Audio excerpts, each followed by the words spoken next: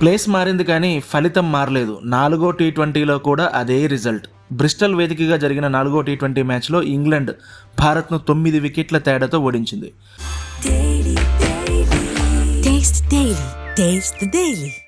భారత్ ఈ మ్యాచ్నే కాదు ఈ సిరీస్ను కూడా కోల్పోయింది. ఈ విజయంతో 5 మ్యాచ్ల సిరీస్ను ఇంగ్లాండ్ 3-0తో కైవసం చేసుకుంది. మొదటి మ్యాచ్ వర్షం వల్ల రద్దు కాగా ఆ తర్వాత 3 మ్యాచ్ల్లోనూ ఇంగ్లాండ్ ఇండియాను చిత్తు చేసింది. టాస్ గెలిచి మొదట బ్యాటింగ్ చేసిన భారత్కు ఆరంభంలోనే గట్టి షాక్లు తగిలాయి. ఇవేం ఐపీఎల్ ఫ్లాట్ పిచ్లు కాదు అన్న జోఫ్రా ఆర్చర్ అన్నంత పని చేశాడు. షార్ట్ బాల్స్తో ఇండియా టాప్ ఆర్డర్ పని పట్టాడు. 15 పరుగులు చేసి వైభవ్ సూర్యవంశీ, 4 పరుగులకే ఇషాన్ కిషన్, అభిషేక్ శర్మ 16 పరుగులు చేసి షార్ట్ పిచ్ బాల్స్ను అత్యంత చెత్తగా కొట్టి అవుట్ అయ్యారు. ఈ దశలో కెప్టెన్ శ్రేయస్ అయ్యర్ ఒంటరి పోరాటం చేశాడు, కానీ ఉపయోగం లేదు. కేవలం 49 బంతుల్లో 4 ఫోర్లు 5 సిక్సర్లతో 80 పరుగులతో నాటౌట్గా నిలిచాడు. ఇది అయ్యర్కు టీ20 కెరీర్లోనే అత్యధిక స్కోరు.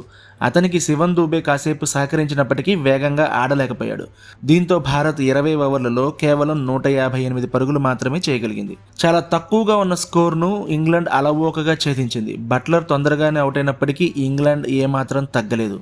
ఆ తర్వాత క్రీజులోకి వచ్చిన ఇంగ్లాండ్ తాత్కాలిక captain Harry Brook, opener Phil సాల్ట్తో కలిసి భారత్ బౌలర్లపై నిర్దాక్షిణ్యంగా దాడి చేశాడు. బ్రూక్ కేవలం 21 బంతుల్లో హాఫ్ సెంచరీ చేయగా సాల్ట్ 34 బంతుల్లో పూర్తి చేశాడు. ఇండియా బౌలర్లు వైడ్లు, నో బాల్స్ అంటూ మరింత ఒత్తిడికి గురయ్యారు.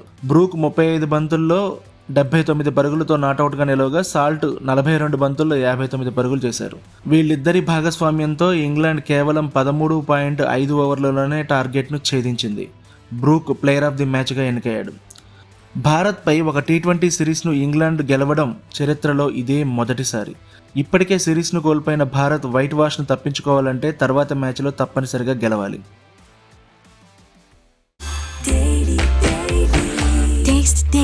Taste the Daily.